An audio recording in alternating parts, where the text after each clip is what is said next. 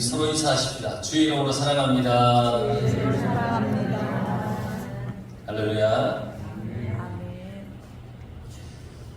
우리 2, 3절 말씀에 보면 요한이 옥에서 그리스도께서 하신 일을 듣고 제자들을 보내어 예수께 여짜오되 오실 그이가 당신이 오니까 우리가 다른 일을 기다리오리까. 요한이 옥에서 감옥에서 그리스도께서 하신 일을 듣고 지금 요한이 여기 나오는 요한은 세례 요한입니다. 광야에서 세례를 베풀었던 세례 요한인데 지금 세례 요한이 감옥에 갇혀 있습니다.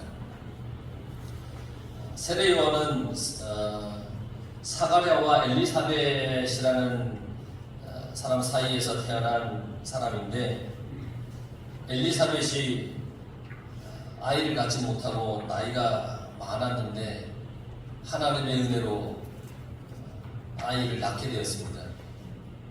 그 사람이 요한입니다. 요한은 그 어머니의 이 태에서부터 성령이 충만했다고 성경에서는 기록하고 있습니다. 예수님보다 6개월 먼저 태어났습니다. 그리고 광야에서 회개의 복음을 외쳤습니다. 회개하라, 천국이 가까워왔다. 회개하라. 이걸 외쳤던 사람이 세례 요한입니다. 그러면서 광야에서 이렇게 외치죠. 독사의 자식들아, 장차 올 진노를 피하라 하더냐? 회개에 합당한 열매를 맺어라. 그러면서 아주 강하게 회개하라, 회개하라. 이걸 외쳤던 사람이고 하나님의 나라가 곧 임한다. 이것을 강력하게 외쳤던 사람이 세례 요한입니다. 이 세례 요한은 의로웠던 사람이고 굉장히 용감했던 사람입니다. 갈릴리의 통치자가 헤롯입니다. 헤롯 안디바라는 사람이 있는데 그 통치했던 사람이잖아요. 통치자잖아요. 그 앞에서 감히 옳은 말을 할 수 있겠습니까? 그런데 이 세례 요한은 이 헤롯 안디바 앞에서 그의 잘못을 책망했습니다. 당신 잘못했습니다. 감히 할 수 없어요. 그런데 세례 요한은 그렇게 책망을 했습니다. 헤롯은 그 부인과 이혼을 하고 동생의 아내를 유혹해서 결혼한 사람입니다. 동생의 아내가 탐이 나서 동생의 아내를 취한 사람입니다. 근데 요한이 그걸 책망을 했습니다. 그게 잘못했습니다. 그랬더니 그것으로 인해서 형벌을 받고 지금 감옥에 이렇게 갇혀 있습니다. 세례 요한의 제자들은 감옥에 있는 그 스승에게 예수님께서 행하셨던 일들을 다 보고를 합니다. 선생님, 우리가 지금 그렇게 보니까 예수라는 사람이 지금 이런 일을 지금 행하고 지금 다니고 있습니다. 이걸 다 보고를 합니다. 예수님이 하신 일과 전한 말씀이 구약 성경에 예언되었던 메시아와 똑같은 겁니다. 그러니까 요한이 이렇게 들어보니까 메시아와 똑같아요. 그러니까 요한이 생각을 하죠. 이분이 누구지? 이분이 우리가 그동안 기다렸던 메시아인가? 그러면 왜 하나님의 나라를 세우지 않지? 왜 악한 사람을 심판하지 않고 하나님의 나라를 세우지 않지? 요한이 감옥에서 이 예수님의 행적에 대해서 들으면서 메시아 같아요. 메시아가 맞아요. 그런데 왜 메시아면 하나님의 나라를 세워야 되고 악한 자를 당장 심판하고 그렇게 해야 되는데 그런 모습은 지금 보이지 않는 거예요. 그래서 제자들을 보내서 예수님께 여쭤보는 거예요. 오실 그이가 당신이십니까? 아니면 우리가 다른 사람을 기다려야 됩니까? 하고 이렇게 여쭤보는 거예요. 여러분, 누군가를 만나면 여러분들이 누군가를 만났을 때 오실 그이가 당신이십니까? 이렇게 묻지 않잖아요. 여러분 옆에 있는 분 만나면 오실 그이가 당신이십니까? 이렇게 묻지 않잖아요. 오실 사람이 당신이었습니까? 이렇게 묻지 않잖아요. 그런데 여기서 오실 그이라고 하는 것은 메시아를 얘기합니다. 하나님께서 우리를 구원하시기 위해 보내주겠다고 성경에서 약속하신 구세주 메시아.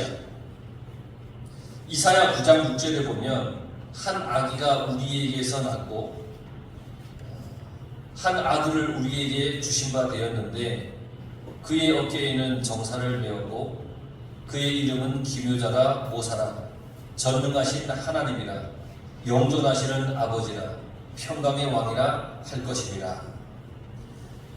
이 세례 요한은 예수님이 오실 그이 메시아이십니까? 라고 질문하는 거예요. 지금 들어보니까 감옥에서 직접 그 행적을 보지 못했지만 들어보니까 오실 그이 메시아가 당신이십니까?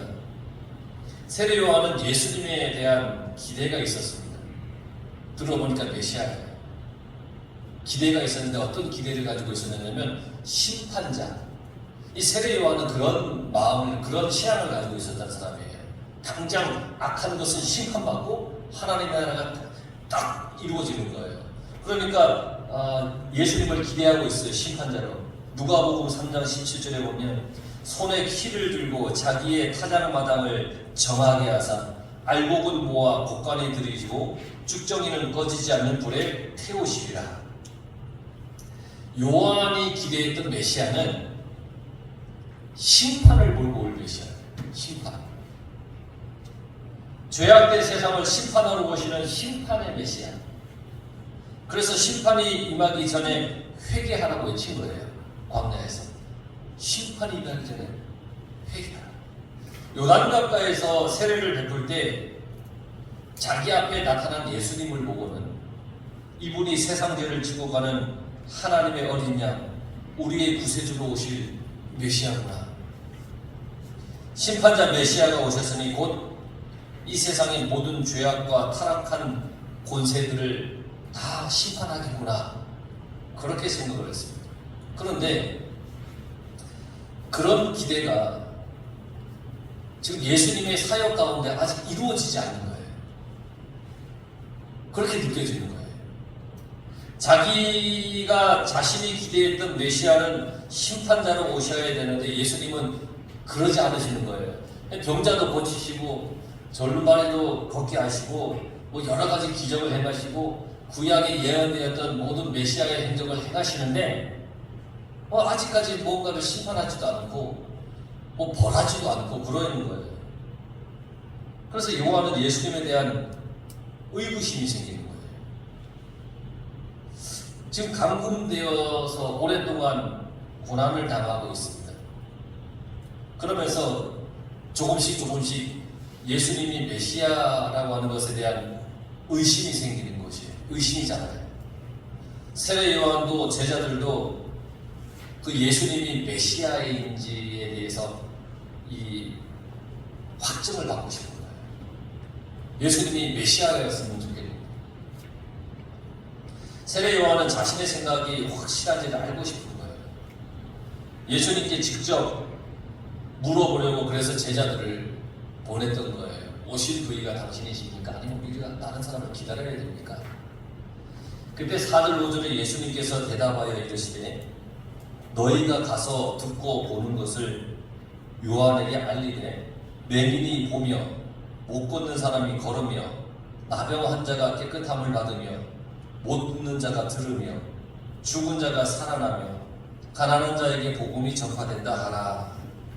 이게 구약에 예언된 메시아의 사역입니다. 이게 예수님께서 말씀하시는데 이게 이사야 35장 5절에서 6절에 기록되어 있는 구약의 말씀입니다. 그때에 맹인의 눈이 밝을 것이며 못 듣는 사람의 귀가 열릴 것이며 그때에 저는 자는 사슴같이 뛸 것이며 말 못하는 자의 혀는 노래하리니 이는 광야에서 물이 솟겠고 사막에서 시내가 흐를 것입니다. 이사야 선지자를 통하여서 예언된 메시아의 사역, 이걸 지금 예수님께서 말씀하시면서 요한에게 가서 그대로 전해라. 예수님은 구약에서 예언되었던 그 메시아의 사역을 성취하고 계시는 거예요.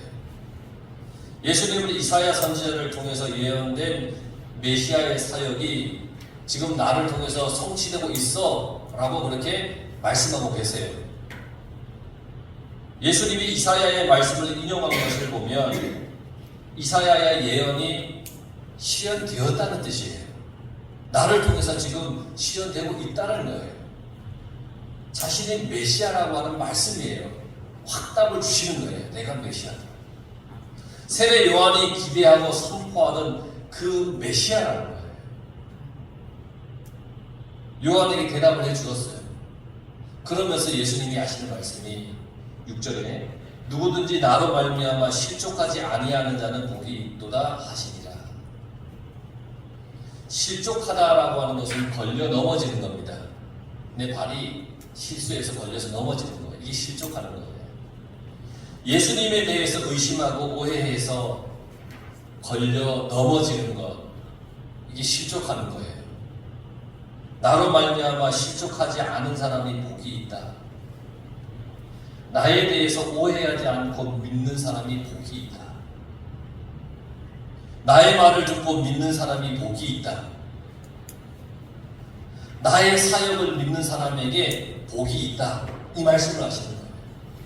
실족하지 말라는 거예요. 예수님은 요한의 제자들에게 말씀하셨어요. 너희들도 나를 의심하지 말고 믿어라. 가서 세례 요한에게 전해라. 어떤 고난이 와도 의심하지 말고 믿음으로 이겨내라. 예수님이 하시는 일을 보면 이 메시아라고 하는 증거가 명확해요. 이사야에서 예언했던 그 모든 것을 행하시니까 명확한 거예요. 예수님은 우리의 구세주이세요. 우리 인생의 문제를 해결해 주시는 분이에요. 우리를 영생으로 인도하시는 분이에요.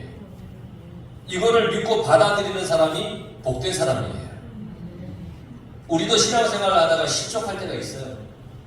낙심하고 믿음을 저버릴 때도 있어요. 고난이 왔을 때 그래요. 내 계획이 무산되고 무너질 때 그럴 때가 많아요. 믿음에 의심이 생기고 낙심하고 믿음을 저버릴 때가 많아요. 고난의 순간에. 근데 예수님이 말씀하셨어요. 어떤 고난이 와도 의심하지 말고 믿음으로 이겨내라. 우리에게 하시는 말씀이에요. 여러분, 어떤 고난이 와도 낙심하지 말고 의심하지 말고 여러분 믿음으로 이겨내시길 바랍니다. 예수님이 계시기 때문입니다.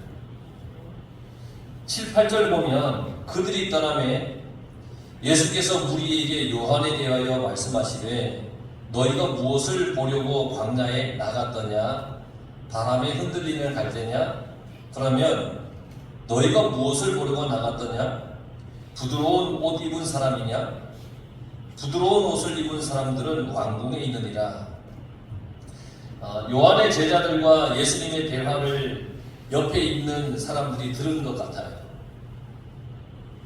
사람들은 요한의 이런 질문 때문에 요한을 의심했을 거예요. 요한을 연약한 사람이라고 여겼을 거예요. 요한의 믿음이 흔들렸을 거라고 생각했을 거예요. 메시아에 대한 헌신을 의심했을 거예요. 우리가 요한의 이 행적을 보면 요한이 광야에서 요단강가에서 세례를 베풀 때 사방에서 수많은 무리들이 와서 요한의 세례를 받기 위해서 모였다 그랬어요.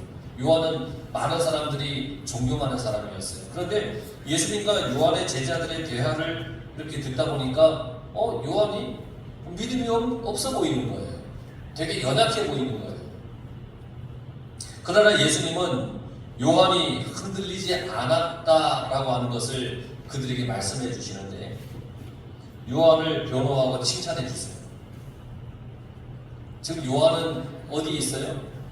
감옥에 갇혀 있죠. 유대인들은 시련과 불행을 하나님의 벌이라고 생각했습니다. 내가 어떤 질병을 가지고 있으면 나의 죄 때문에 아니면 나의 아버지나 어머니나 내 조상의 죄 때문에 그 질병이 있다라고 생각했던 사람들이 유대인들의 사상입니다. 그러니까 지금 요한이 감옥 가운데에서 고난을 당하고 있으니까 요한도 하나님의 벌을 받고 있다라고 지금 생각하고 있다는 거예요. 근데 예수님은 그렇게 생각하는 그들의 생각을 바로 잡아주십니다. 성경 말씀을 통해서 너희가 무엇을 보려고 광야에 나갔더냐? 사람들은 요한에게 몰려가서 세례를 받은 것을 말하고 있는 거예요. 갈대를 구경하러 가는 거냐? 갈대는 작은 미풍에도 흔들리죠? 요한은 바람에 흔들리는 갈대가 아니라는 겁니다. 요한을 칭찬하셨습니다. 요한은 확고부동한 사람, 시종일관한 그런 사람이라고 예수님께서 말씀하십니다. 요한이 갈대처럼 헤롯에게 굴복하고 환심을 샀다면 아마 대우를 받았을 것입니다. 그러나 요한은 그 어떤 것에서도 요동하지 않았다는 거예요. 그러니 감옥에 갇힐 수밖에 없었던 거 아니냐는 거예요. 또 물어봐요. 아니라면 무엇을 보러 나갔느냐? 부드러운 옷을 입은 사람이냐? 왕궁에 있는 사람들은 부드러운 옷을 입은 사람, 좋은 옷을 입고 겉을 치장하고 권세를 부리는 사람들, 왕궁에 있는 사람들. 근데 요한은 왕궁에 살아있는 그런 부드러운 옷을 입은 사람이 아니에요. 요한은 자기를 부정했던 사람이에요. 막 사치스럽게 지내지도 않았어요. 자기의 어떤 신체를 치장하기 위해서 뭔가 주렁주렁 달지도 않았어요. 자기의 욕망을 충족시키지도 않았어요. 예수님이 오실 길을 예비했던 사람이 요한이에요. 예수님이 메시아임을 세상에 알린 사람이 요한이에요. 자신은 예수님의 신발끈 풀기조차도 감당하지 못한다라고 하면서 자신을 낮추었던 사람이에요. 포도주와 독주를 입에 대지 않았던 사람, 경건했던 사람, 사명을 완수하기 위해서 금식하며 칭찬을 당한 사람, 이 사람이 요한이에요. 예수님은 요한을 선지자보다 더 훌륭한 사람이라고 칭찬하셨어요.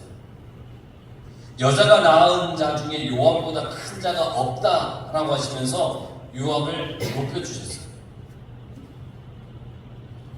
계속해서 예수님이 말씀하시죠. 9절 10에서 11절. 그러면 너희가 어찌하여 나갔더냐? 선지자를 보기 위함이었더냐? 옳다. 내가 너희에게 이르노니 선지자보다 더 나은 자니라. 기록된 바 보라. 내가 내 사자를 내 앞에 보내노니 그가 내 길을 내 앞에 준비하리라 하시는 것이 이 사람에 대한 말씀입니다. 내가 진실로 너희에게 이르노니 여자가 낳은 자 중에 세례 요한보다 큰 이가 일어남이 없도다.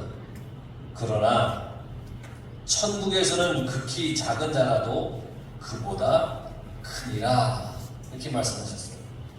여러분 그렇습니다. 세례 요한은 복음을 위해 살았습니다. 복음을 위해서 하나님의 나라가 올 것이라고 하는 그것을 바라보며 살았습니다. 자신의 편함을 위해서 살지 않았습니다. 지금 감옥에 갇혀 있습니다. 예수님은 그런 세례 요한을 칭찬하셨습니다. 복음을 위해 살아가는 우리들을 예수님이 알고 계십니다. 여러분들이 복음을 위해 살아가는 그 삶을 예수님이 알고 계십니다. 고난과 역경을 당해서 믿음이 흔들렸을지라도 예수님은 우리를 격려해 주십니다. 세례 요한도 잠시 흔들렸지만 그를 인정해 주고 칭찬해 주고 격려해 주고 위로해 주지 않습니까? 우리가 어려움 가운데 고난 가운데 조금의 믿음의 흔들림이 있다고 모든 것이 끝난 게 아니에요. 예수님은 그런 우리를 보시면서 위로해 주시고 격려해 주십니다. 잘 이겨내고 있다. 잘 이겨왔다. 우리를 격려해 주시는 겁니다. 여러분들이 지금까지 신앙생활 해오면서 믿음의 흔들림이 한치도 없었습니까? 여러분들은 없었을 겁니다. 근데 저는 가끔 주님 이게 맞습니까? 이러면서 왔다 갔다 막 흔들릴 때가 있었어요.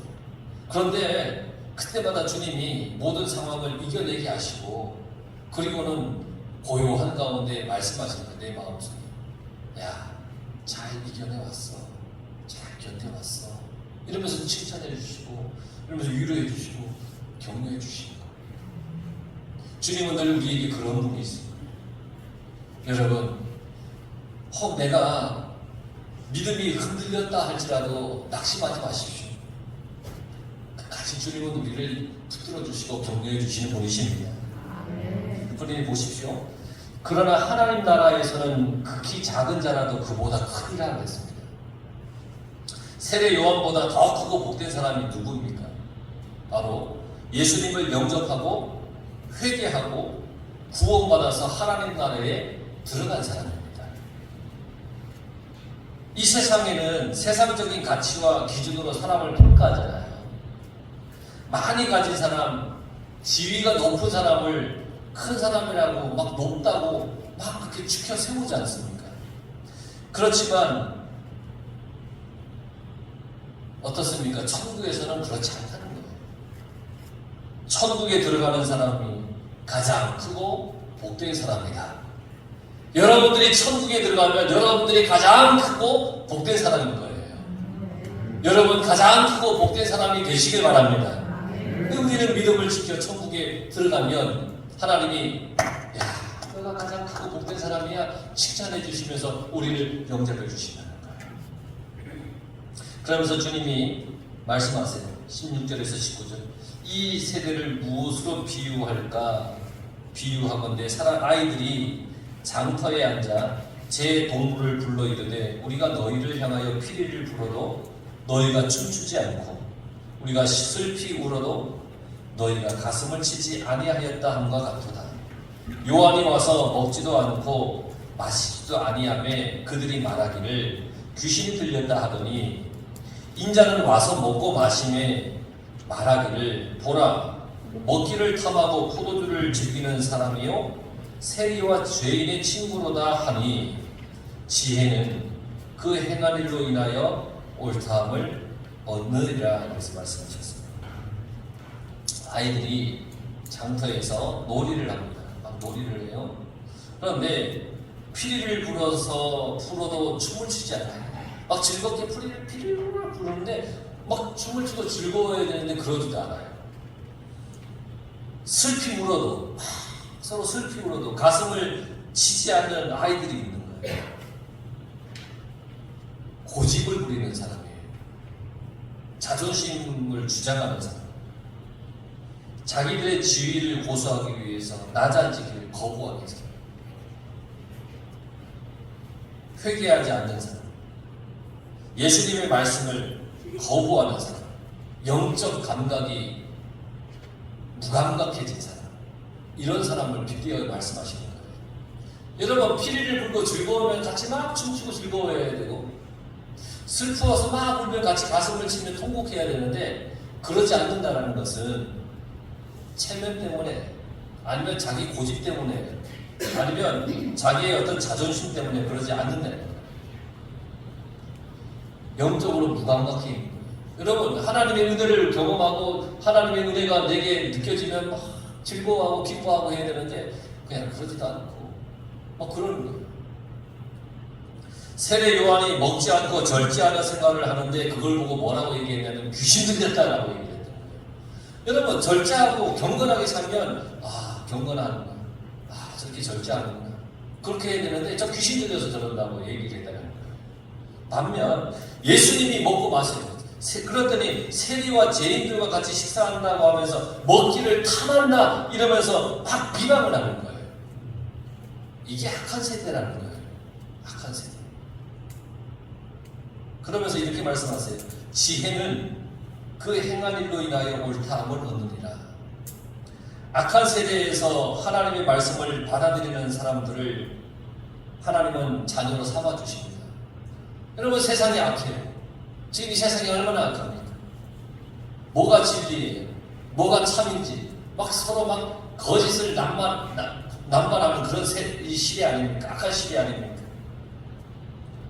하나님을 떠나고 하나님의 법과 반대되는 것들을 주장하는 그런 시대, 세대, 악한 세대, 이런 세대에서 하나님의 말씀을 받아들이는 사람을 하나님은 자녀로 삼아주셨습니다. 여러분들이 이 악한 세대에서 지금 하나님의 말씀을 받아들인 사람들이에요. 하나님 앞에 예배드리는 여러분들을 하나님께서는 하나님의 자녀로 삼아주시는 거예요. 이것이 참된 신앙이고 참된 지혜라고 했습니다. 악한 시대에 하나님을 받아들이는, 말씀을 받아들이는 그 사람이 참된 신앙의 사람이며 참된 지혜로운 사람인데, 그 행한 일로 옳다함을 받는다라고 말씀하셨어요. 세상은 점점 여러분 지나면 지날수록 하나님과 멀어질 겁니다. 그렇게 변해가고 있습니다. 그러나 여러분, 아무리 세상이 그렇게 악하게 변한다 할지라도 여러분들이 하나님을 여러분들의 구세주로, 구주로, 주인으로 섬기며 받아들이는 것을 여러분 멀리하지 마십시오. 하나님을 늘 받아들이고 말씀을 받아들이며 살아가시길 바랍니다.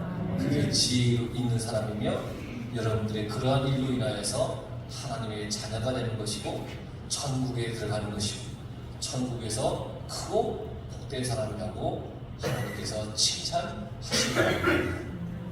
여러분들의 삶에 하나님이 주인 되시길 간절히 축원합니다.